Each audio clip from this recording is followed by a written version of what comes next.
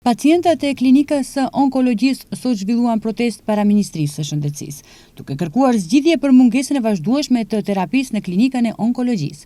Nga shoqatat që merren me problemet me të cilat përballen pacientët me kancer, u bëjnë apel mediave, partive politike dhe qytetarëve që të ndalojnë përdorimin e pacientëve onkologjik për përplasje të politikës ditore. Ata theksuan se problemet me të cilat përballen pacientët nuk janë përgjegjësi e një qeverie apo e një ministri të vetëm, por një problem afatgjat i të gjithë shtetit.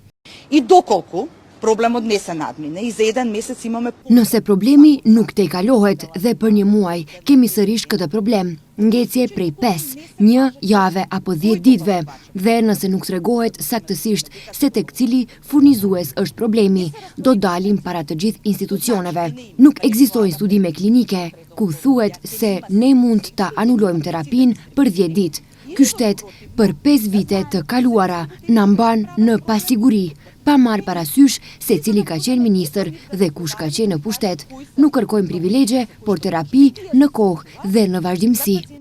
Lidhur me vonesën e disa terapive, Ministria e Shëndetësisë njoftoi se një pjesë e dërgesave tashmë është realizuar. Për disa ilaçe janë arritur marrëveshje të reja, ndërsa për të tjerat kërkohen zgjidhje të përkohshme deri në normalizimin e plotë të furnizimit. Përfaqësuesit e pacientëve onkologjik paralajmëruan se nëse nuk fillohet me zbatimin e një parandalimi më të mirë dhe programeve cilësore të depistimit screening, buxheti për onkologjinë do duhet të rritet vazhdimisht, pasi po rriten si çmimet e barnave, ashtu edhe numri i pacientëve.